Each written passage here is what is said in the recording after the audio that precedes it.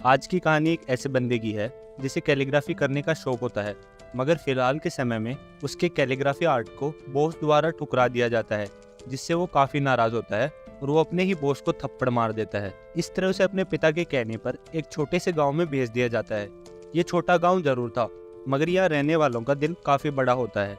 अब यहाँ वो बंदा किस तरह अपनी कैलीग्राफी में सुधार ला पाएगा, ये उसी कहानी पर बेस्ड है। So without wasting any time, let's start the video. कहानी की शुरुआत हांडा के पास से होती है, जहां उसे अपनी कैलीग्राफी शो करने का मौका मिलता है। उसे अपने आर्ट से काफ़ी एक्सपेक्टेशन थी, मगर जब उसके बॉस की नज़र उस कैलीग्राफी पर पड़ती है तब वो उसमें कुछ खास कमाल नहीं देख पाते। उनके हिसाब से ये आर्ट बिल्कुल डल और सिंपल थी, और यही चीज़ हांडा को काफ़ी बुरी लगती है और वो अपने ही बॉस पर गुस्सा होकर उन्हें थप्पड़ मार देता है। अब करंट समय में हांडा एक छोटे से गाँव में आ चुका है, जहाँ उसे उसके पिता ने अपने आर्ट पर ध्यान देने के लिए भेजा है। वहीं गाँव में पहला कदम रखते ही उसे सन्नाटे के अलावा कुछ नहीं दिखाई देता और आसपास तक कोई भी चीज मौजूद नहीं थी। यहाँ तक उसके घर तक जाने के लिए कोई साधन भी नहीं था। तभी उसकी किस्मत साथ देती है और उसे एक ट्रक वाला मिल जाता है, जो उसे उसके घर तक छोड़ने के लिए राजी हो जाता है। वहीं ये ट्रक वाला एक बूढ़ा सा आदमी था और उसकी बातों से ये मालूम पड़ा कि उसकी एक पोती है जो उसके साथ ही इसी गाँव में रहती है। इधर आधा रास्ता छोड़ने के बाद वो बूढ़ा आदमी वहाँ से चला जाता है और उसके बाद हांडा आगे का सफर बिल्कुल अकेले तय करता है, जहां उसका सामान की डिलीवरी पहले से हो चुकी थी। इधर वो डिलीवरी मैन से उसके सामान को अंदर रखने में मदद करने को कहता है, मगर वो उसे डायरेक्ट मना कर देता है और उसके बाद वहां से निकल जाता है। अब वो सामान को लेकर चिंता कर रहा था कि तभी वहां पर उस घर के और पूरे गाँव के चीफ आ जाते हैं और वो हांडा को यहाँ आने के लिए कांग्रेट्स करते हैं। इसके बाद वो हांडा के हाथ में घर की चाबी देने के बाद उसको 7 कमरे चेक करने के लिए ले जाते हैं। वही हांडा को डर था कि कहीं इस घर में कोई और तो नहीं रहता, जो कि सही भी था, क्योंकि जब वो चीफ से बातें कर रहा था तब 2 स्कूल वहां से भाग जाती हैं, मगर ये बात हांडा को बिल्कुल मालूम नहीं पड़ती। इसके बाद वो चीफ की मदद से पूरे घर की जांच करता है, जहां शुरू में उसे कोई दिक्कत नहीं दिखाई देती, मगर तभी उसे एक कबर्ड में एक बच्ची दिखाई दे जाती है। इस बच्ची का नाम नारू होता है और यहाँ वो छुपके से आई होती है और चीफ अब उसे वहां से बाहर ले जाता है। मगर सबसे हैरानी की बात ये थी कि वो बच्ची एक बार फिर से रूम के अंदर आ जाती है। इस तरह हांडा खुद 3-4 बार उसे वहां से बाहर भेज देता है, मगर हर बार वो उसके कमरे में आ जाती है। अब चीफ और नारू को बाहर निकालने के बाद हांडा अपनी कैलीग्राफी के काम में लग जाता है, मगर तभी उसे बाहर से चीफ और नारू की आवाज़ सुनाई देती है। यहाँ वो उन्हें दोबारा घर के अंदर देख के उन्हें एक बार फिर से बाहर फेंक देता है, मगर वो जैसे ही कमरे में आता है तब उसकी नज़र नारू पर जाती है, जो अब उसकी जगह पर बैठ चुकी थी। हांडा भी समझ गया कि वो उसका कुछ नहीं कर सकता है, इसलिए अब वो उसके साथ ही रहकर अपनी प्रैक्टिस में लग जाता है। अब वो उस पल को याद करने लगता है जब उसके बॉस ने उसकी कैलीग्राफी को बुरा कहा हुआ था, और उसके बाद उसका दोस्त उसे वहां से इस जगह पर प्रैक्टिस करने के लिए भेज देता है। यहाँ वो बच्ची जब हांडा के आर्ट को देखती है तब वो काफ़ी हैरान होती है। उसने बताया कि कैसे उसका ये कैलीग्राफी उसके स्कूल नोटबुक से मिलता जुलता था, और ये बात हांडा को काफ़ी बुरी लगती है, क्योंकि वो पेशे से एक स्पेशलिस्ट था और उसका एक बुक से कंपेयर होना कोई छोटी बात नहीं थी। यहाँ वो नारू को डांट कर वहाँ से गुस्सा होकर चला जाता है। वो एक समुद्र किनारे आके अपने ख्यालों में खोया हुआ था, मगर तभी वहाँ पर नारू आ जाती है और वो हांडा से अपनी गलतियों के लिए माफ़ी भी मांगती है। अब हांडा को भी उस पर तरस आ जाता है और वो उसकी मासूमियत देखकर उसे माफ़ कर देता है, जिसके बाद वो दोनों वापस घर की ओर जा रहे होते हैं। मगर एक बार फिर से नारू उसे उसी बात के लिए टोंट मार देती है और तब हांडा उसे पानी में धक्का दे देता है। अब यहाँ उसे अपनी गलती का एहसास हुआ और वो उसे बचाने के लिए उस पानी में कूद जाता है, और वो बात अलग थी कि वो नारू के सामने कुछ भी नहीं था, बल्कि वो उसे अपने पानी से बाहर निकालने का अपना तरीका दिखाती है और वो इस तरह पानी के बाहर आ जाती है। अब यहाँ नारू बाहर आने के बाद सनसेट देखने की डिमांड करती है, जहाँ हांडा को मजबूरन उसकी बात माननी पड़ती है। वो दोनों एक रस्सी से चढ़कर ऊपर आ जाते हैं, जिसके बाद हांडा की नज़र अपने सामने के सुंदर एनवायरनमेंट पर जाती है और तब उसे रियलाइज़ होता है कि ये दुनिया कितनी खूबसूरत है। अब काफ़ी देर होने के बाद वो दोनों साथ में घर की ओर निकल पड़ते हैं, मगर इसी बीच हांडा की नज़र गाँव के कई सारे लोगों पर जाती है। असल में उन सभी को ये मालूम पड़ा था कि उनकी बस्ती में कोई नया बंदा आया है, इसलिए वो हैरानी से उससे मिलने के लिए आए हुए थे, क्योंकि वहाँ पर किसी शहरी का आना कोई आम बात नहीं थी। और इस तरह कब हांडा उन सभी का चहेता बन गया उसे खुद भी नहीं मालूम पड़ा। नारू की एक दोस्त थी जो अंदर से इंट्रोवर्ट टाइप की थी, वो जब भी हांडा से बात करने की कोशिश करती तब वो ऑटोमेटिक रोने लगती। खैर इन सब से अलग गांव के सभी लोग हांडा के सभी सामान को उसके घर में एडजस्ट करने में मदद कराने लगते हैं और तब हांडा को रियलाइज होता है कि वो इस जगह पर बिल्कुल भी अकेला नहीं है और उसे ये जवाब भी मिल गया कि आखिर उसके पिता ने उसे इस जगह पर क्यों भेजा था। अब वो अपनी इसी कॉन्फिडेंस के साथ अपनी कैलीग्राफी को सुधारने में लग जाता है। वहीं दूसरी ओर हम किराएदार की फैमिली को देखते हैं, जहां वो अपने बेटे को उसकी नींद से उठा देते हैं ताकि वो उनकी काम में मदद कर सके। यहाँ असल में उन्होंने हांडा के लिए खाना तैयार किया था, इसलिए वो अपने बेटे को यहाँ खाना उसे डिलीवर करने का काम दे रहे थे। मगर यहाँ वो इस बात से गुस्सा होने लगा कि इस उम्र में हांडा को अपना काम खुद करना चाहिए, मगर उसकी जगह पर उसके घर वालों को काम करना पड़ रहा है। वो शुरू में अपना गुस्सा भी दिखाता है, मगर उसकी माँ के सामने उसकी एक नहीं चल पाती और तब उसे हार मानकर हांडा के पास जाना ही पड़ता है। वहीं दूसरी ओर हांडा इस बार पूरी तैयारी के साथ अपनी कैलीग्राफी का काम करने वाला था, मगर तभी वहाँ पर नारू फिर से आ जाती है और वो इस बार अपने साथ 2 लड़कियों को लेके आई थी। ये लड़कियां असल में हांडा के आने से पहले इसी कमरे में अपना हाइड आउट बना के रखी हुई थी और अब वो यहाँ पर वापस उसी काम के लिए आई थी। यहाँ अचानक से उन सभी लड़कियों के आने से हांडा का कंसंट्रेशन खराब हो जाता है। अब हांडा अपना सारा काम छोड़ के अपना सारा टाइम उन्हें समझाने में लगा देता है, मगर तभी नारू की नज़र एक बोर्ड पर जाती है और वो इस बात का बतंगड़ बना देती है, मगर तब हांडा उसे कैसे भी करके संभाल लेता है। इस तरह हर तरफ अफरा तफरी मचने के बाद वो लड़कियां और नारू निकल जाती हैं और तब हांडा फिर से अपने काम में लग जाता है, मगर वहां पर नारू फिर से आ जाती है और इस बार वो अपने उसी रोतलू दोस्त के साथ आई थी।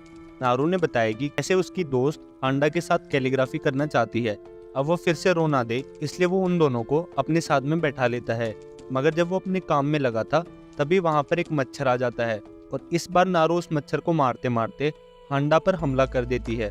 अब ये हांडा को गुस्सा दिलाने के लिए काफी था, इसलिए वो नारू को रस्सी से बांधकर बाहर भेजने का सोच लेता है, मगर तभी वहाँ वो हाई स्कूल लड़की आ जाती है और हांडा को ये सब करते हुए देखकर वो हैरान थी, मगर हांडा को कोई फर्क नहीं पड़ता और वो उन सभी को बाहर भेज देता है। इसके बाद हम किराएदार के बेटे को देखते हैं, जो अपनी माँ के कहने पर हांडा के लिए लंच लाया हुआ था और जब वो दरवाजा खटखटाने लगता है तभी हांडा एक झटके में उसके ऊपर गिर जाता है। असल में वो अब काफी थक चुका है और उसे तेज बुखार भी हो चुका था। अब हांडा की हालत देखते हुए वो उसे आराम से लेटा देता है और तभी उसकी नारू से बात होने लगती है। यहाँ बातों ही बातों में उसे मालूम पड़ा कि हांडा असल में काफी मेहनत कर रहा था, जिस कारण वो इस हादसे का शिकार हो गया। मगर बेटे को नारू की इस बात पर बिल्कुल विश्वास नहीं होता और जब नारू किसी काम के चलते हांडा के एक बंद कमरे में पहुंचती है तब उस बेटे की नज़र घर के अंदर पड़े सभी कैलीग्राफी पर जाती है। वो समझ गया कि ये सब हांडा ने किया है और इसमें उसने काफी सारी मेहनत करी होगी। अब तक जो बेटा हांडा को आलसी और बेवकूफ बता रहा था, अब वो हांडा की इन मेहनत को देखकर काफी प्रभावित हो जाता है और डिसाइड करता है कि आज से वो उन्हीं की तरह एक मेहनती आदमी बनेगा। खैर हांडा जब होश में आता है तो वो किराएदार के बेटे को शुक्रिया कहता है और उसके बाद वो उसे और नारू को बाहर भेज देता है। इधर उसे ऐसा करते ही वो एक बार फिर से बेहोश हो जाता है और इस बार बेटे को समझ आ गया कि इसे जल्दी हॉस्पिटल जाने की जरूरत है। कुछ देर बाद जब हांडा की आंख खुलती है तब वो खुद को हॉस्पिटल में देखता है। यहाँ वो इस बात से परेशान होने लगा कि वो यहाँ पर अपनी प्रैक्टिस के लिए आया हुआ था, मगर अब वो एक हॉस्पिटल में लेटा पड़ा है। अब यहाँ उसके पास कोई चारा नहीं था और तब उसकी नज़र गांव के सभी लोगों पर जाती है जो उससे मिलने के लिए एक एक करके आए थे। इस बीच नारू इस बात से परेशान है कि हॉस्पिटल में एक भूत मौजूद है और ये बात उसे उसके दादा ने बताई थी। अब भूत की बातें सुनकर हांडा की हालत खराब हो जाती है, मगर इसके बावजूद वो खुद को स्ट्रॉन्ग दिखाने की कोशिश करता है। जब सभी लोग हॉस्पिटल से बाहर चले जाते हैं तब हांडा मौके का फायदा उठाकर बाहर घूमने का प्रयास करता है। इसी बीच उसकी मुलाकात उसके बगल के बूढ़े अंकल से होती है। वो हांडा को समझाते हैं कि उसे लाइफ में ज़्यादा टेंशन लेने की ज़रूरत नहीं है, क्योंकि आसपास की गांव के सभी लोग मौजूद हैं जो उसकी चिंता करते हैं और इसलिए वो उससे मिलने के लिए यहाँ तक आते हैं। अब उस अंकल से बात करने के बाद हांडा को पहले से ज़्यादा रिफ्रेश लगता है और अब वो अपनी कैलीग्राफी को एक बार फिर से शुरू करना चाहता था। वो नर्स को कहकर उसके लिए सभी सामान को लाने को कह देता है, मगर वो उसे ये कहकर डांट देती है कि ये एक हॉस्पिटल है, ना कि उसका घर। कुछ समय बाद जब वो हॉस्पिटल से रिटायर होकर घर जा रहा होता है तब वो उसी बूढ़े अंकल से एक बार मुलाकात करने का सोचता है, मगर बगल वाले कमरे में कोई भी नहीं था। इधर हांडा जब नर्स से उस बूढ़े अंकल के बारे में पूछती है तो वो सभी हैरान हो जाते हैं क्योंकि इस हॉस्पिटल में उसके अलावा कोई भी मौजूद नहीं था। और तब हांडा को रियलाइज हुआ कि वो बूढ़ा व्यक्ति कोई और नहीं बल्कि एक भूत था। अगले दिन हम नारू को देखते हैं जो इस बात से खुश थी कि वो कुछ वर्ड्स को आराम से पढ़ पा रही थी और वो दोनों स्कूल गर्ल उसके इस काम में मदद भी करती हैं। और इस तरह नारू अपने फुल ऑन जोश के साथ हांडा के पास पहुंच जाती है और अब वो उसके सामने वर्ड को पढ़ने वाली थी, मगर तभी उसे मालूम पड़ा कि अब तक वो जिस वर्ड को सही समझ रही थी बल्कि वो गलत थे और इस तरह उसका भ्रम टूट जाता है। खैर दूसरी ओर अब हांडा इस बात से खुश है कि उसके आने वाले फेस्टिवल के लिए अपनी रीसेंट कैलीग्राफी को सेंड कर दिया है और उसे विश्वास है कि ये कैलीग्राफी जरूर एक्सेप्ट की जाएगी। खैर वापस घर जाने के पहले उसे याद आता है कि उसके ब्लैक इंक खत्म हो चुकी है, इसलिए उसे जल्द से जल्द खरीदना होगा। इस तरह वो गांव के एक छोटे से शॉप की जानकारी निकाल लेता है जहां उसे जरूरत के सारे सामान मिल सकते हैं। फिर क्या, वो उस इंक को लेने के लिए उस शॉप तक पहुंच जाता है जहां उसकी शॉप ओनर से अच्छी दोस्ती हो जाती है। मगर जब वो अपने लिए इंक को खरीदने वाला था तभी वहां पर वो स्कूल गर्ल आ जाती है और वो खुद भी इंक लेने आई थी। मगर यहाँ सबसे बड़ी प्रॉब्लम ये थी कि वहां पर सिर्फ एक ही इंक मौजूद थी। अब हांडा उस स्कूल गर्ल के लिए अपनी इंक लेने वाले डिसीजन से पीछे हट जाता है और तब वो उस लड़की के साथ अपने घर की ओर निकल पड़ता है। वहीं बीच रास्ते में वो दोनों बात करते हुए जा रहे थे और तब हांडा को मालूम पड़ता है कि ये लड़की असल में एक मांगा आर्टिस्ट बनना चाहती है और इसने अपनी खुद को मांगा भी क्रिएट किया है। इसके बाद वो लड़की हांडा को अपनी मांगा देती है ताकि वो उनसे अच्छा रिव्यू ले सके। मगर हांडा तब हैरान होता है जब उसे मालूम पड़ता है कि ये मांगा किसी हॉरर मांगा से कम नहीं थी, जो कि अपने में एक यूनिक बात थी। खैर उसके बाद हांडा अपने घर आ जाता है। इधर किराएदार का बेटा एक बार फिर से हांडा के घर आया हुआ था ताकि वो उसे आज का लंच दे सके। इसी बीच वो हांडा के चेहरे पर उदासी को पढ़ लेता है और वो समझ गया कि वो इसलिए दुखी है क्योंकि उसे इंक नहीं मिली थी और अब वो खुद के पास से उसे एक इंक दे देता है। वहीं दूसरी ओर वो स्कूल गर्ल अब इस बात से परेशान होने लगी कि कहीं हांडा पूरे गांव में ये बात ना फैला दे कि वो एक मांगा आर्टिस्ट है और तभी सब लोग उसे एक फॉरेनर की तरह मानने लगेंगे। और अब इसी को ठीक करने के लिए वो दोबारा हांडा के पास जाने का सोचती है ताकि वो उसे झूठी कहानी बता के सब कुछ ठीक कर सके। मगर जब वो हांडा के घर तक पहुंचती है तब उसकी नज़र किराएदार के बेटे और हांडा पर जाती है जो एक दूसरे से चिपके हुए थे। अभी उसकी आंख का धोखा था क्योंकि हांडा असल में इंक पाने के बाद फेंट होने लगा था और इस तरह वो गिर ना जाए इसलिए किराएदार के बेटा उसकी मदद कर रहा था। खैर ये बात उस लड़की को पता नहीं थी और वो इस गलतफहमी के साथ वापस चली जाती है। अगली सुबह हांडा को उसके दोस्त का कॉल आता है और तब उसे एक बैड न्यूज़ मिलती है। असल में हांडा ने जिस कैलीग्राफी को हाल ही में भेजा था उसे एक बार फिर से रिजेक्ट कर दिया गया था और तब हांडा का पूरा मूड ऑफ हो जाता है। असल में उसने इस कैलीग्राफी के लिए अपनी पूरी जी जान लगा दी थी और उसे समझ नहीं आ रहा था कि आखिर उसकी कैलीग्राफी को क्यों रिजेक्ट किया गया। अब दुखी होने के अलावा उसके पास कोई चारा नहीं था और वो एक कोने में अपने दुख को मनाने लगता है। और जब वहाँ पर दोनों स्कूल लड़कियां और नारू आती हैं तब वो उन्हें वहाँ से चले जाने को कहता है। साफ जाहिर था कि उसे अपनी इस रिजेक्शन का बहुत बड़ा दुख हुआ था। इसके बाद वो लड़कियां नारू को उसके पास छोड़कर चली जाती हैं। इस तरह नारू के साथ में हांडा भी मौजूद थी। अब यहाँ नारू अपने बचपने के कारण हांडा को काफी हद तक कंफर्ट कर पाती है और इसके बाद वो उसके साथ ओशियन के पास चलने को पूछती है। इधर हांडा ना चाहते हुए भी उसकी इस बात को मान लेता है और इस तरह वो समुद्र किनारे पहुंच जाते हैं जहां एक कंपटीशन ऑर्गेनाइज होने वाला था। ये कंपटीशन बाकी चैलेंज से काफी अलग होने वाला था और यहाँ मौजूद सभी लोगों को बेंटन नाम की फिश को जितना हो सके उतना कैच करना था।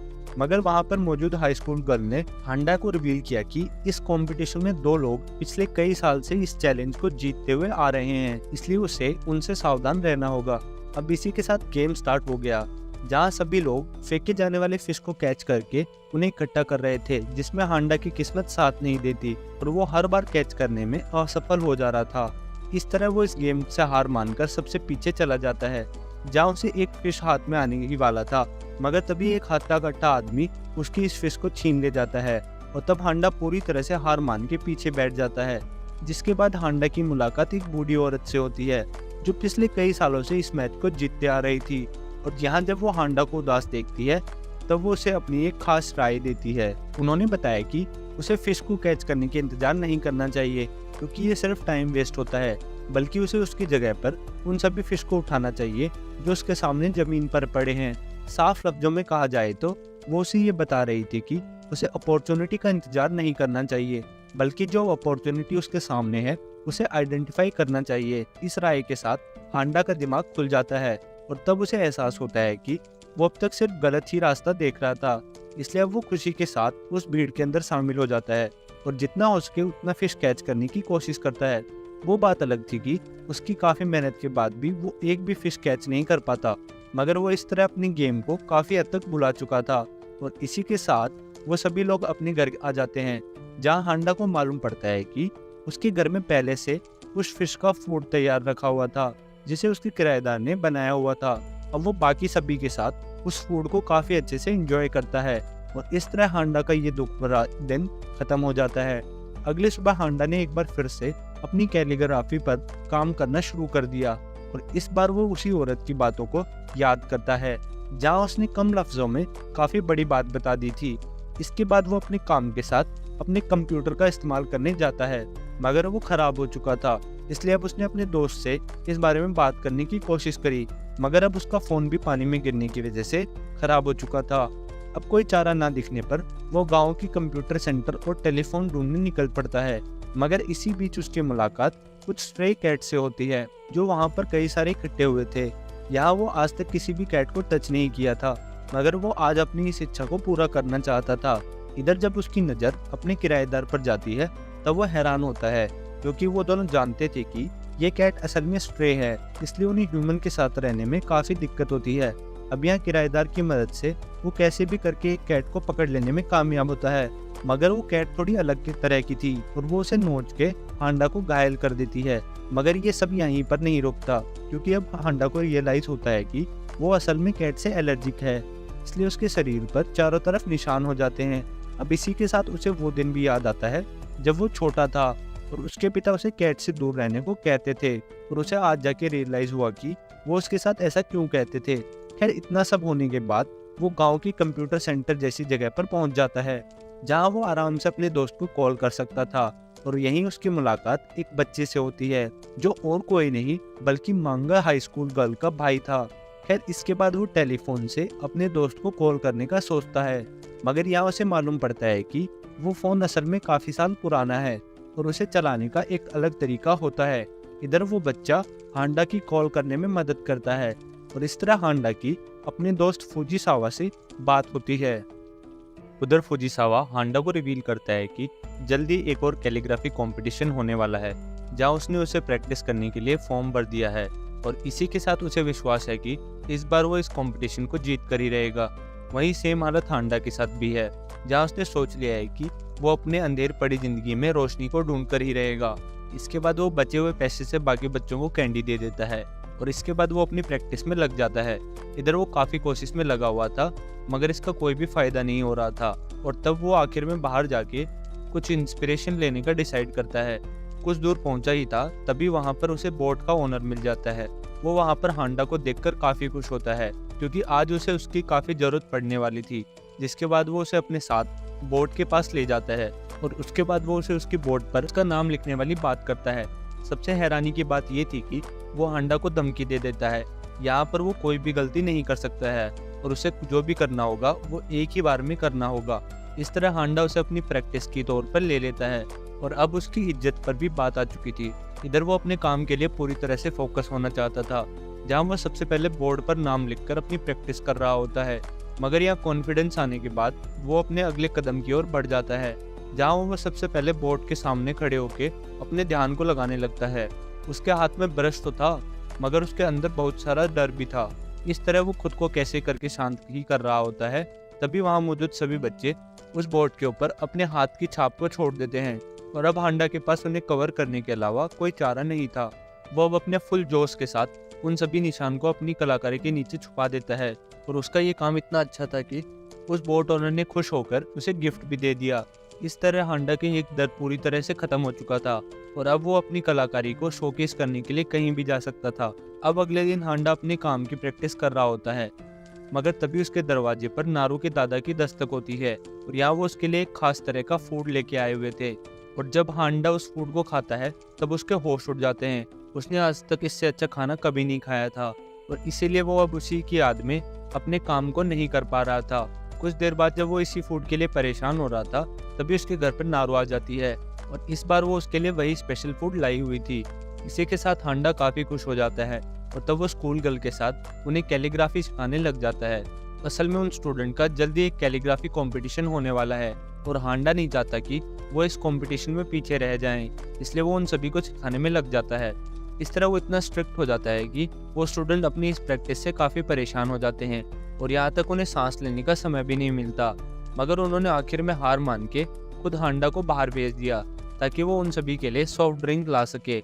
और हांडा के जाने के बाद वो इस डिस्कशन में लग गए कि आखिर हांडा की उम्र इतनी हो चुकी है, इसलिए उसकी एक गर्लफ्रेंड तो जरूर होगी।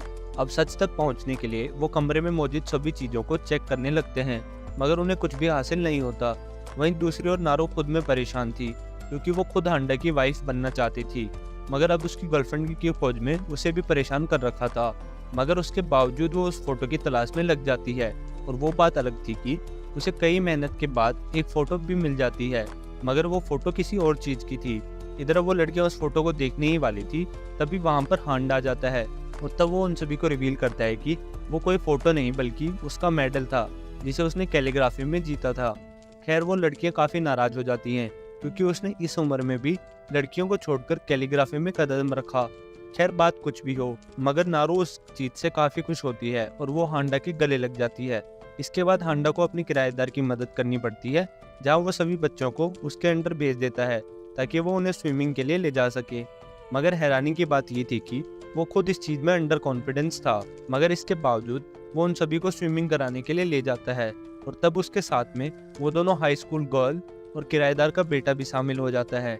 इसके बाद वो सभी पानी में नहाने के लिए जा रहे थे, मगर हांडा की किस्मत साथ नहीं देती और वो वहीं पर फिसलकर बेहोश हो जाता है। खैर जहाँ वो बेहोश पड़ा हुआ था, वहीं दूसरी और बाकी सभी लोग मजे से स्विमिंग करने में लगे हुए थे। इस बीच जब उसकी आंख खुलती है तो वो मांग गर्ल उसके पास बेहोश पड़ी हालत में आ जाती है। असल में उसे इंडोर रहने की आदत थी, इसलिए वो ज़्यादा समय तक बाहर नहीं घूम पाती। खैर इसी के साथ उन दोनों में बातें शुरू हो जाती हैं, जहाँ वो उस पल को याद करती है जब उसने किराएदार के बेटे और हांडा को एक साथ देखा था और उसे लगने लगा कि शायद वो दोनों एक दूसरे को पसंद करते होंगे।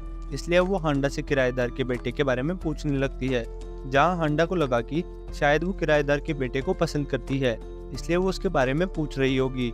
फिर क्या, इसी मिसअंडरस्टैंडिंग के साथ वो उस बेटे के बारे में तारीफ करने लगता है और तब उस गर्ल का शक पूरी तरह से क्लियर हो जाता है और उसे लगने लगता है कि वो हांडा को जितना सीधा समझ रही है वो उतना सीधा भी नहीं है।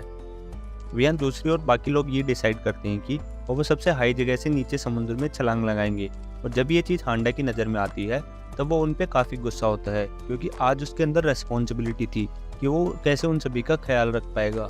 मगर तभी उसकी नज़र नारो पर जाती है जो खुद भी इस पानी में कूदकर छलांग लगाने वाली थी और ये चीज़ होते हुए वो नहीं देख सकता था।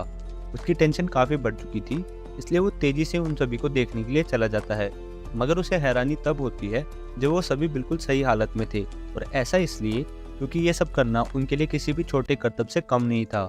मगर यह हांडा की हालत ज़्यादा ख़राब हो जाती है और जब वो वापस घर की ओर निकल रहा था तब वो उन सभी पर काफ़ी गुस्सा करता है। आज पहली बार उसे अपने से ज़्यादा किसी और की चिंता हुई है और यही सब सोचकर वो रोने भी लग जाता है। इधर अब उन बच्चों को भी समझ आ जाता है कि उन्होंने हांडा का दिल दुखा दिया है, इसलिए वो उसके पास जाके अपनी गलतियों के लिए माफ़ी मांगते हैं और तब हांडा उन सभी की बातों से थोड़ा रिलैक्स होता है। इस तरह हमें मालूम पड़ता है कि हांडा एक बाहरी होने के बाद भी गाँव वालों के बीच में खुद के लिए जगह बना चुका था और ये कोई छोटी बात नहीं थी। इस तरह वो सभी बच्चे हांडा के घर आते हैं और साथ में मौज मस्ती करके आराम करने लग जाते हैं। इसी बीच हांडा का फ़ोन बजने लगता है और ये कॉल उसके दोस्त फुजिसावा का था, मगर यहाँ वो उसे इस वक्त फ़ोन क्यों कर रहा था? ऐसा इसलिए क्योंकि वो अब उसी गांव में उससे मिलने के लिए आ रहा था, मगर उसी के साथ एक बंदा ऐसा भी था जो फुजिसावा से ज़्यादा खुद हांडा से मिलने के लिए एक्साइटेड था। अगले दिन हम फुजिसावा और उस नए लड़के को देखते हैं जो हांडा से मिलने उसके गाँव तक आ चुके थे। इसी दौरान उनकी मुलाकात नारू से होती है और वो उससे ये जानने की कोशिश करते हैं कि आखिर हांडा कहाँ पर मिलेगा, जिस पे नारू हांडा का असल नाम नहीं जानती थी, इसलिए वो उन्हें कुछ भी नहीं बता पाती। वहीं नारू की नज़र फुजिसावा के हाथ पर जाती है जहाँ उसने ढेर सारे टैटू बनवाए हुए थे। वो खुद भी अपने हाथ में टैटू बनवा के आ जाती है। इसके बाद वो दोनों लोग हांडा के बारे में जानने की कोशिश करते हैं, मगर उन्हें गाँव के लोग गलत समझकर अपने साथ ले जाते हैं। उसी रात नारू और बाकी लोग साथ में डिनर कर रहे होते हैं, तभी किराएदार के बेटे को नज़र नारू के हाथ पे बने टैटू पर जाती है और तब उसके बारे में पूछने लगता है। जिस पे वो रिवील करती है कि आज उसकी मुलाकात दो लोग से हुई थी जहाँ उन्होंने अपने हाथ में टैटू बनवाए हुए थे और इसलिए उसने ये काम किया था। अब टैटू की बात सुनकर हांडा को स्ट्राइक होता है कि आजकल उसे फुजीसावा की तरफ से ज़्यादा कॉल आ रही थी, मगर नेटवर्क ना होने के कारण वो उनका फ़ोन नहीं उठा पा रहा था। इस तरह हांडा को कहीं ना कहीं शक होने लगा था कि शायद वो बंदे उसी के दोस्त हो सकते हैं। वो ये बात सोच ही रहा था, तभी उसके घर पर स्कूल गर्ल की दस्तक होती है और यहाँ वो हांडा को रिवील करती है कि एक बंदा उसे काफ़ी देर से ढूंढने की कोशिश में लगा हुआ था, मगर गांव वालों ने उसे यकूजा समझकर खूब ढेर सारी पिटाई की थी। अब अगले ही पल फुजीसावा की नज़र हांडा पर पड़ती है और वो भूखे शेर की तरह उस पर हमला कर देता है। असल में वो उससे काफ़ी गुस्सा था क्योंकि उसने अपने खास दोस्त का एक भी कॉल नहीं उठाया था और जब मामला काफ़ी बिगड़ता जा रहा था तब हांडा ने रिवील किया कि उसने ये सब जानबूझकर नहीं किया, बल्कि उसका नेटवर्क नहीं पकड़ रहा था। इस तरह अब हम रात में उन्हें एक बार फिर से बात करते हुए देखते हैं, जहाँ फुजीसावा काफ़ी थका हुआ था इसलिए वो वहीं पर सो गया। इधर डिनर के दौरान खाना कम पड़ गया था इसलिए हांडा अपनी किचन में चला जाता है। इसी बीच वो बाकी लोग उस नए लड़के से बात करने लगते हैं और तब हमें मालूम पड़ता है कि वो लड़का कोई और नहीं बल्कि वही बंदा था जिसने आखिरी बार हांडा को कैलीग्राफी कंपटीशन में हराया था। अब यहाँ ये बात हांडा तक ना चली जाए इसलिए वो सभी उस नए लड़के को कैसे भी करके हांडा से दूर रखने की कोशिश करने लगते हैं। इधर अब ये बात होने लगी कि आखिर वो नया लड़का और फुजीसावा सोने के लिए कहाँ पर रुकेंगे, इसलिए वो सभी लोग उन दोनों को जल्द से जल्द यहाँ से बाहर भेजने का डिसाइड कर लेते हैं ताकि हांडा को उसके बारे में बिल्कुल भनक ना लगे। इधर जब वो दोनों यहाँ से जाने के लिए जाने लगते हैं तब वो सभी काफ़ी खुश थे कि उन्होंने आज कैसे भी करके हांडा से एक बड़ी बात छुपा ली थी। मगर तभी हांडा रिवील करता है कि वो उस नए लड़के के बारे में पहले से ही जानता है। उस नए लड़के का नाम कंजुई था और उसके यहाँ आने से पहले ही फुजीसावा ने उसके बारे में उसे सब कुछ बता दिया था। खैर अगले दिन कंजुई और हांडा एक साथ बैठे हुए थे और तब कंजुई एक एक करके उन सभी पेपर को दिखाने लगता है जहाँ उसने हांडा को कैलीग्राफी कंपटीशन में अच्छा काम करते हुए देखा था। एक तरह से वो हांडा का सबसे बड़ा फैन था, मगर जब ये बात हांडा को मालूम पड़ती है तब वो शर्म से लाल होकर पीछे हटने लगता है और देखते ही देखते उन दोनों में बहस भी शुरू हो जाती है। इधर दूसरी ओर किराएदार का बेटा और स्कूल गर्ल फुजीसावा से बात करने आए थे और वो उससे ये पूछते हैं कि आखिर वो यहाँ पर अपने साथ कंजुई को क्यों लेके आया है, जिस पे वो रिवील करता है कि उसे अपने दोस्त की काफ़ी फिक्र थी। वो जानता था कि अगर उसे हांडा को मोटिवेट करना है तब उसे कंजुई को यहाँ लाना होगा, तब जाके हांडा को अपनी राइवलरी का एहसास होगा। इस कारण से उसने कंजुई को अपने साथ लाया था। इधर ये बात जानकर वो दोनों काफ़ी हैरान होते हैं, मगर दूसरी ओर कंजुई का गुस्सा काफ़ी बढ़ चुका था और अब वो हांडा को याद दिलाता है कि कैसे वो एक समय पर कितना फेमस हुआ करता था और यहाँ तक उसके काम ने ही उसे यहाँ तक आने के लिए प्रेरित किया था। अगर वो ना होता वो यहाँ पर पहुँच भी नहीं सकता था। इतना सुनने के बाद हांडा को और भी गुस्सा आने लगता है क्योंकि उसे ये नहीं सुनना था कि आखिर एक साल में वो कितना कमज़ोर हो चुका था। तभी नारू उन पेजेस को फोल्ड कर कर एरोप्लेन बनाने लगती है और जब एक एरोप्लेन हांडा के हाथ में आता है तब उसे अपनी गलती का एहसास होने लगता है। वहीं दूसरी ओर कंजुई नारू पर काफ़ी गुस्सा था क्योंकि उसने हांडा के सभी फोटोज़ वाले पेपर फाड़ दिए थे। वो नारू को कुछ कह पाता तब तक हांडा ने उसे बता दिया कि अब वो टोक्यो आके उसके साथ ज़रूर कंपटीशन करेगा और इसी के साथ वो उसे टोक्यो में उसका इंतजार करने को कहता है। इधर इसी के साथ अब हांडा फुल जोश के साथ अपने आने वाले कंपटीशन की तैयारी में जुट जाता है। अगले दिन हम उन सभी को एक साथ फिशिंग के लिए जाते हुए देखते हैं।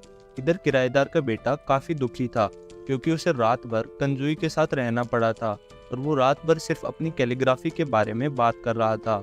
इधर अब इसी के साथ वो सभी फिश पकड़ने में जुट जाते हैं, जहाँ किराएदार के बेटे ने डिसाइड किया कि वो अब तक सबसे बड़े फिश को कैच करके उन सभी को हैरान करेगा और इसी के साथ वो इस काम को पूरा करने में लग गया।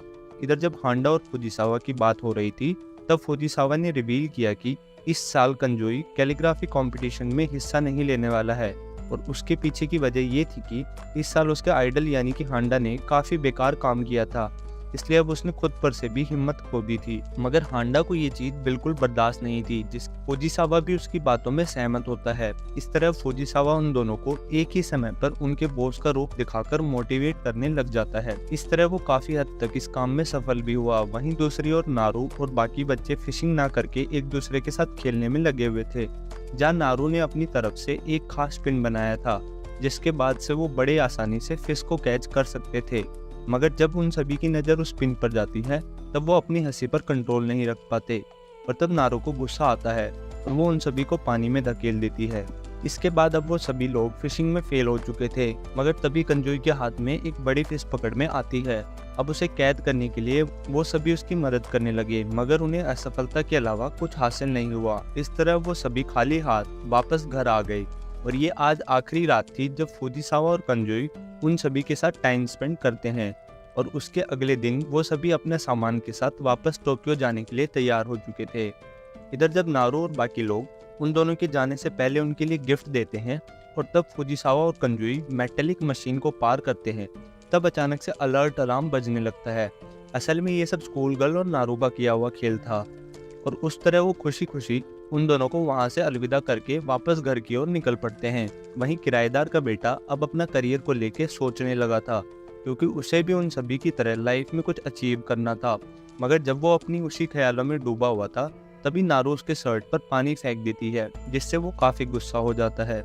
इसके बाद हम हांडा को फुल जोश के साथ अपने कंपटीशन के लिए तैयारी करते हुए देखते हैं, जहां अचानक से उसके कमरे में दोनों हाई स्कूल गर्ल आ जाती हैं और वो यहां पर हांडा को रिवील करती हैं कि आज नारू का 7th बर्थडे है और वो उसके लिए कुछ करने को सोच रहे हैं। इधर वो लड़कियां इस बहाने हांडा से कुछ पैसे निकलवा लेती हैं ताकि वो नारू के जन्मदिन पर उसे कुछ गिफ्ट कर सकें। इसके बाद अब हांडा को जैसे ही मालूम पड़ा कि आज नारू का बर्थडे है तो वो उसके लिए गिफ्ट लेने का सोच लेता है, मगर उसे सिर्फ ये समझ नहीं आ रहा था कि वो उसके लिए क्या खरीदे। इसलिए वो गांव में जानकारी इकट्ठा करने चल दिया। उसकी नज़र गांव के कुछ बच्चों पर पड़ती है जो कुछ बीटल इकट्ठा कर रहे थे। हांडा को मालूम पड़ा कि वो सब बीटल इकट्ठा कर रहे थे ताकि वो नारू को उसके जन्मदिन पर गिफ्ट कर सकें। अब यह हांडा भी ठीक ऐसा ही करने का सोचता है, मगर वो बच्चे उसकी मदद करने से मना कर देते हैं। आखिर में हांडा उनसे कैचर लेने के बाद खुद ही बीटल इकट्ठा करने लग जाता है। खुशकिस्मती से उसके पास सीडी भी थी, जिसका इस्तेमाल करके वो बीटल को कैच कर सकता था। मगर अब वही बच्चे अपने कैचर को वापस ले लेते हैं और इस तरह हांडा के सामने बीटल तो था, मगर वो उसे नंगे हाथ पकड़ नहीं सकता था। और वही उन सभी में से एक बच्चे की नज़र एक खास तरह की बीटल पर जाती है जो पेड़ पर बैठा हुआ था, जिसके बाद वो सभी उस बीटल को कैच करने के लिए चल देते हैं। इधर बच्चों के पास सीडी नहीं थी और वही हांडा के पास कैचर नहीं था, इसलिए अब वो दोनों साथ मिलकर उस बीटल को कैच करने लगते हैं ताकि वो उसे पकड़ सकें। इधर अब हांडा सीडी पर चढ़कर उस बीटल को कैच भी कर लेता है, मगर तभी उसका पैर फिसलता है और वो नीचे गिर जाता है और इस तरह वो बीटल भी मर जाता है। इधर वो बच्चे उस बीटल के मरने पर काफ़ी दुखी होते हैं और उन्हें शांत करने के लिए हांडा उस बीटल को आराम से दफना देता है और इस तरह वो बच्चे हांडा से काफ़ी खुश होते हैं क्योंकि उसने आज उन सभी का दिन बचा लिया था। जिसके बाद हांडा वापस अपने घर आता है, मगर वो तब हैरान होता है जब उसे मालूम पड़ता है कि उसका घर पहले से ही खुला हुआ है और उन सभी ने वहाँ से पार्टी की सारी तैयारी कर ली है। इधर वो मिडिल स्कूल गर्ल रिवील करती है कि उसके पास पहले से घर की 5 चाबी थी, जिसमें से उन्होंने एक चाबी को खो दिया था। मगर अब हांडा इन सब बातों को इग्नोर करके नारू का वेट करने लगता है ताकि वो उसे सरप्राइज कर सके। और जैसे ही नारू उस कमरे में शामिल होती है तब हर कोई सरप्राइज करके बर्थडे उसे विश कर देता है और इस तरह नारू का ये बर्थडे काफी शानदार जाता है। अब कुछ देर बाद हम हांडा को देखते हैं जो गांव में घूमते हुए एक श्राइन के पास पहुंच जाता है जहां पर नारू के दादा मौजूद थे। यहाँ वो हांडा को रिवील करते हैं कि आज का दिन काफी स्पेशल होने वाला है, इसलिए उसे यहाँ पर कुछ देर रुकना चाहिए। मगर ये बात हांडा को तब तक समझ नहीं आती जब तक वो नारू की दादी को नहीं देखता है जो वहाँ पर पूजा करने आई थी और अपनी लंबी उम्र के लिए विश कर रही थी। जिसके बाद वहाँ आसमान में फायर क्रैकर फटने लगते हैं और तब वहाँ पर हाई स्कूल गर्ल आ जाती है और वो एक झटके में हांडा को नीचे गिरा देती है। यहाँ वो गर्ल हांडा को रिवील करती है कि आज के दिन यहाँ पर ओंडे नाम का डांस होने वाला है। इधर हांडा इस बारे में सोच ही रहा था कि तभी वहाँ पर कुछ कबीले वाले आ जाते हैं और अब वो सभी यहाँ पर अपना डांस करने लगते हैं। वहीं डांस के एंड में हांडा को मालूम पड़ता है कि उन सभी में किराएदार का बेटा भी शामिल था, इसलिए अब नारू और वो उसके पीछे पीछे जाने लगते हैं ताकि वो उसके डांस को देख सकें। इधर इतना सब करने के बाद हांडा का एक और दिन शानदार पल के साथ गुजरता है। वो एक बार फिर से अपनी कैलीग्राफी प्रैक्टिस में लग जाता है और इस बार उसके पास 2 हफ्ते का समय बचा हुआ था। वो अब किसी भी हालत में इन दिनों को बेकार नहीं जाने देने वाला था, मगर तभी उसे रियलाइज होता है कि उसका गीजर काम नहीं कर रहा है, यानी कि अब वो सही से नहा नहीं सकेगा। और ये सब जानकर उसे काफ़ी परेशानी होती है और तब वो चीफ के पास जाके कुछ जुगाड़ ढूंढने में लग जाता है। इधर चीफ मैनुअली पानी गर्म करके नहाने का आइडिया देते हैं, मगर इसके लिए हांडा को काफ़ी लकड़ियाँ इकट्ठी करनी पड़ती हैं, जिसमें चीफ उसकी मदद करते हैं। इस तरह वो कैसे भी करके अपने नहाने की व्यवस्था कर लेता है। मगर तभी उसकी नज़र नारू और उन दोनों हाई स्कूल गर्ल पर जाती है, जो उसे नहाते हुए देखने की कोशिश कर रही थी, और इस तरह वो उसे काफ़ी हद तक परेशान करने लगती हैं। और तब हांडा उन्हें गुस्से में वहाँ से भगा देता है। इसके बाद वो अपने कमरे में आते हैं और तब उसकी नज़र किराएदार के बेटे पर जाती है, जो उसके घर पर पहले से मौजूद था। और यहाँ वो हांडा को अपने साथ शामिल करके उसे खाना बनाने का स्टाइल सिखाने लगता है, और इस तरह वो काफ़ी हद तक सफल भी होता है।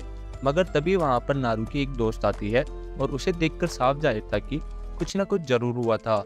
इधर जब वो ये बताती है कि दूसरे गांव के बच्चे नारू को परेशान कर रहे हैं, तब हांडा तेजी से उसे बचाने के लिए पहुंच जाता है। इधर ग्राउंड में आने के बाद उन्हें मालूम पड़ता है कि नारू सही में कुछ लड़कों द्वारा परेशान की जा रही थी, और बाकी बच्चों के रिक्वेस्ट पर अब हांडा आगे आते हुए उन बच्चों पर अपनी ताकत दिखाने लगता है। मगर वो बच्चे किसी बड़े से कम नहीं थे और वो उसे अपनी ताकत से पीछे हटने पर मजबूर कर देते हैं। वही सेम हालत किराएदार के बेटे के साथ होती है और वो उन्हें उनकी बदतमीजी के लिए मारने भी जा रहा था, मगर हांडा उसे ऐसा करने से रोक देता है। वो अपने फोन का इस्तेमाल करता है, जहाँ वो अगले ही पल उन सभी को धमकी देता है कि बेटा, अगर तुम सभी इस तरह के नाटक करते रहे तब मैं पुलिस को कॉल लगा के तुम सभी को अरेस्ट करवा दूंगा। वो ये सब बातें कर ही रहा था कि तभी वो बच्चे उसका फोन को फेंक देते हैं, और अब हांडा को समझ आ गया कि उनका पंगा आम बच्चों से नहीं हुआ है। उसके बाद वो अब ये डिसाइड करता है कि अगर उन्हें उन बच्चों को हराना है तब उन्हें उनके साथ गेम खेल के ही हराना होगा, और ये गेम स्टार्ट हो चुका था। मगर तभी वहाँ पर उसी गाँव का चश्मिश लड़का आता है। अब वो बच्चे उसके साथ शामिल होकर वहाँ से निकल पड़ते हैं। हांडा हैरान था कि अगर वो बच्चे इतनी आसानी से हार मानने वाले थे तो उन सभी ने बेफालतू में इतना झमेला क्यों किया। इसके बाद हांडा बाकी लोगों के साथ घर की ओर निकल पड़ता है, मगर तभी नारू जिद करती है कि वो अब उसके साथ टार्जन वाला गेम खेलेगी, और यहाँ वो उसे ऐसा करने से मना भी करता है क्योंकि उन्हें चोट लग सकती है। मगर वो सभी अपनी जिद पर अड़े रहे, और जब तक हांडा कुछ समझ पाता वो उन सभी के जाल में फंस गया और वो सभी पानी में गिर जाते हैं, और इस तरह उसे अच्छी खासी चोट लग जाती है। उसके बाद अब वो सभी खुद को संभालते हुए घर की ओर निकल पड़ते हैं, जहाँ वो सभी जंगल के रास्ते से जा रहे थे। इधर बीच रास्ते में हांडा अचानक से नीचे गिर जाता है और वो बच्चे उसे इग्नोर करके घर तक पहुंच जाते हैं। बाद में मालूम पड़ता है कि हांडा अब गायब हो चुका है, मगर किसी को ये नहीं पता कि आखिर वो कहाँ पर होगा। हंटिंग शुरू हो गई थी, मगर दूसरी ओर हांडा उसी जगह पर बुरी हालत में पड़ा था और वो बाहर निकलने की काफी कोशिश करता है, मगर उसे कुछ भी समझ नहीं आता। आखिर में वो हार मान के आसमान में तारों को देखने लगता है, और तब उसे फिर से एक बार रियलाइज होता है कि दुनिया कितनी खूबसूरत है। आसपास की कई चीजें हैं जिसे देखकर वो अपने काम के लिए प्रेरित हो सकता है।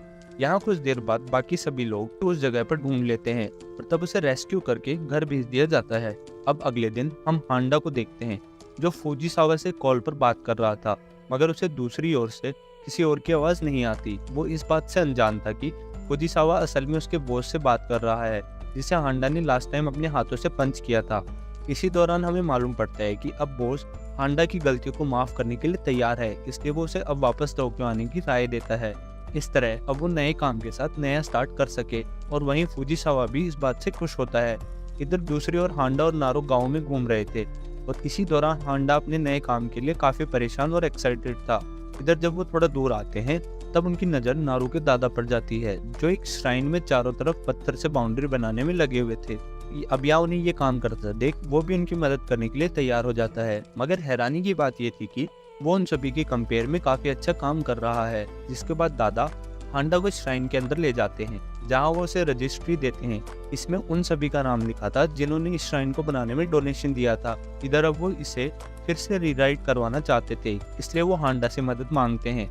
वैसे हांडा को इसके लिए पैसे भी मिलने वाले थे, मगर वो यहाँ पर ऐसा करने से मना कर देता है क्योंकि अब वो इस काम को अपनी श्रद्धा के साथ करने वाला था। इसके बाद अब वो नारू के साथ अपने घर की ओर जा रहा होता है, मगर तभी उसे एक बच्चे से मालूम पड़ता है कि फुजीसावा उसे कॉल कर रहा है, और वो बिना देरी किए उसे बात करने के लिए चला जाता है। वहीं नारू बाकी बच्चों के साथ आज के फेस्टिवल के बारे में बात करने लगती है, जो आज रात में होने वाला था। इधर दूसरी ओर हांडा का फुजीसावा से उसके बॉस के बारे में सब कुछ मालूम पड़ता है, यानी कि अब उसे टोक्यो जाने का वक्त आ चुका था, मगर वो इस बात को किसी से शेयर नहीं करता, और जाने से पहले वो आज के दिन काफी अच्छे से इस्तेमाल करने वाला था। वो नारू और बाकी लोगों को यूकुटा से तैयार करके उस फेस्टिवल में चला जाता है। हांडा खुश था क्योंकि ये पहली बार था जब वो किसी रोक टोक के बिना फेस्टिवल में आया था, क्योंकि जब भी वो फेस्टिवल में जाने की जिद करता था तब उसके पिता या दोस्त उसे ऐसा करने से मना कर देते थे। यहाँ फेस्टिवल में आते ही उसकी मुलाकात स्कूल गर्ल से होती है, जो अपने दोस्तों के साथ फुटबॉल पास खेल रही थी, और अब हांडा भी इसी काम को करने में लग जाता है। इधर वो गेम में हार जाता है, जिससे वो थोड़ा निराश भी होता है। वहीं दूसरी ओर जब वो अच्छे से फेस्टिवल को एंजॉय करके जा रहा होता है, तब उसकी नज़र नारू और बाकी बच्चों पर जाती है, जो उसकी नज़रों से गायब हो चुके थे। वो उन्हें ढूंढते हुए एक गली में पहुंच जाता है, जहाँ दूसरी स्कूल गर्ल निराश बैठी हुई थी, और ऐसा इसलिए क्योंकि वो आज पूरा दिन एक मांगा खरीदने में निकाल दी थी, मगर इसके बाद भी उसे वो मांगा नहीं मिल पाया, और इस तरह वो कहीं भी एंजॉय नहीं कर पाई। मगर उसे पता था कि वो बच्चे कहाँ गए हैं, इसलिए वो हांडा को अपने साथ बीच की ओर ले आती है। यहाँ पर पहले से सभी लोग मौजूद थे, जिसके बाद हांडा उन सभी के साथ शामिल होकर फायर क्रैकर को देखने लगता है, और इस तरह उसका आज का दिन बड़े अच्छे से बीत जाता है। अगले सुबह वो किसी के बिना बताए टोक्यो की ओर निकल जाता है, और जब नारू उसे मिलने के लिए घर पर आती है तो वो जा चुका था। जल्द ही नारू को समझ आ गया कि हांडा अब यहाँ से जा चुका है, और ये बात जल्द ही पूरे गांव को मालूम पड़ जाती है, और इस तरह नारू काफी दुखी हो जाती है। इधर दूसरी ओर हांडा टोक्यो पहुंच चुका था, और वो सबसे पहले अपने दोस्त से मिलने पहुंचता है, और वो दोनों हांडा के लिए नए मास्टरपीस पर बात करने लगते हैं। फुजिसावा हैरान था, क्योंकि उसने इस बार अपने कंफर्ट जोन से बाहर जाके कुछ नया ट्राई किया था, मगर इसके बावजूद इस आर्ट में कुछ चीजें मिसिंग थी, और ये बात सुनकर हांडा और भी परेशान होने लगता है। उसने दिन रात एक करके उस पर काम किया था, और अब उसकी सारी होप खत्म हो रही थी।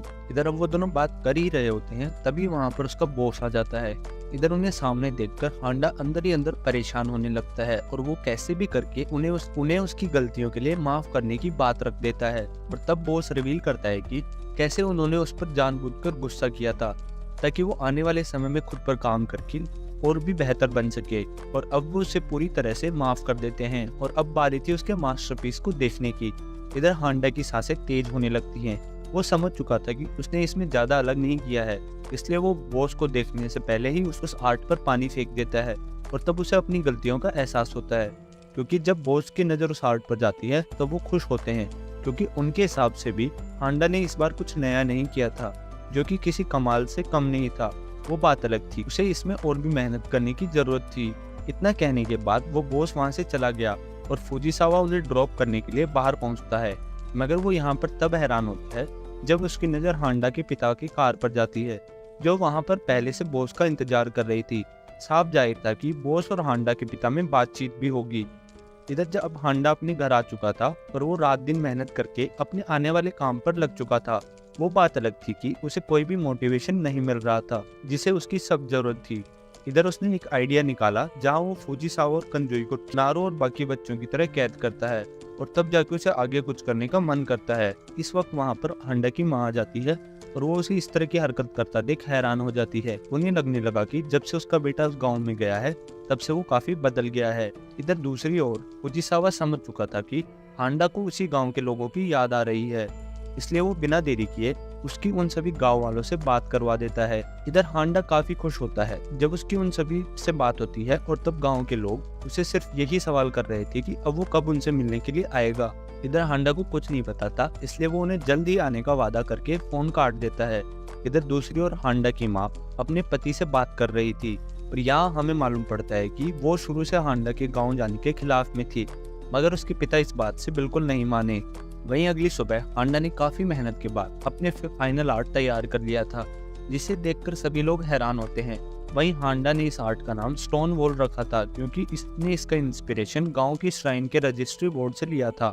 इसके बाद हम गांव के लोग को देखते हैं, जो हांडा के आने की तैयारी कर रहे थे, क्योंकि हांडा ने अपने आर्ट को सबमिट कर दिया था, और उसने उन्हें वादा किया था कि वो उनसे मिलने के लिए वापस गाँव में आएगा। इधर उसके आने से पहले ही उसके कमरे की साफ सफाई होने की बात होती है। मगर दूसरी तरफ हांडा, जो अब गांव जाने की तैयारी कर रहा था, मगर तभी उसके सामने एक मुसीबत आ जाती है। असल में उसकी माँ ये नहीं चाहती कि वो यहाँ से दोबारा गांव के लिए निकले, इसलिए अब वो बाकी सभी के साथ शामिल होकर उसकी क्लास लेने बैठ जाती हैं। बातों ही बातों में उन्होंने ये बात रखी कि कैसे वो अपने बेटे को वहाँ नहीं जाने दे सकती, क्योंकि कई बार उन्हें उसके पिता की बात सुननी पड़ी थी, मगर अब उसे ये दोबारा करने की कोई जरूरत नहीं है।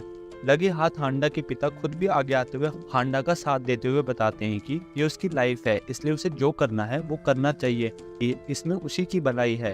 इधर इन द एंड ये डिसाइड हुआ कि अब उसे अपनी माँ की बात सुनकर यहीं पर रहना होगा। इधर कुछ समय बाद हांडा को गांव की तरह से कुछ गिफ्ट मिलता है, जिसमें एक गिफ्ट ऐसा भी था जहाँ स्कूल गर्ल ने उन्हें अपनी कैलीग्राफी का रिजल्ट भेजा था। इसी दौरान हांडा की माँ यहाँ पर आ जाती है और जब उन्हें मालूम पड़ता है ये रिजल्ट हांडा की कुछ स्टूडेंट की है, तब उनका मन अचानक से बदल जाता है। वो हैरान थी कि आखिर उसके बेटे ने उस गांव में जाके कुछ स्टूडेंट भी बनाए थे और अब उन्हें हांडा की जरूरत है, इसलिए वो चाह कर भी उसे यहाँ पर नहीं रहने दे सकती। इसके बाद अब उसकी माँ हांडा के जाने के लिए राजी हो जाती है और तब हांडा अपना सामान पैक करके गांव पहुंच जाता है। इधर गांव में कदम रखते ही वो हैरान था क्योंकि उसे पिक करने के लिए वहां पर कोई भी मौजूद नहीं था। इधर अब वो ये सब सोच ही रहा था कि तभी उसकी नज़र एक कैन मशीन पर पड़ती है। वो कॉइन डालने के बाद ड्रिंक ले ही रहा होता है कि मगर उसे वहां पर कोई भी ढंग की चीज़ नहीं मिलती और अब वो वहां से जाने की तैयारी कर रहा था। तभी वहां पर नारू के दादा आ जाते हैं और अब वो उनकी गाड़ी पर बैठकर गाँव की तरफ निकल जाता है। इसके बाद अब गांव के सभी लोगों को मालूम पड़ जाता है कि हांडा अब गांव आ चुका है, इसलिए वो उसके घर में दस्तक देते हैं और उसके ऊपर जंप कर देते हैं। वो सभी उसके आने से काफी खुश थे और अब हांडा की भी आंखें भर आती हैं। रात के वक्त वो सभी हांडा के साथ ही डिनर करते हैं और तब हमें दूसरी तरफ मालूम पड़ता है कि इस बार की कॉन्टेस्ट में हांडा और कंजोई दोनों ही नीचे आ चुके थे, यानी कि वो एक बार फिर से हार चुका था। मगर इस बार उसे इस बात का दुख नहीं था क्योंकि अब वो यहाँ गांव में रहकर आने वाले फ्यूचर कॉन्टेस्ट की तैयारी में लग चुका था। खैर इसी के साथ इस कहानी का अंत हो जाता है।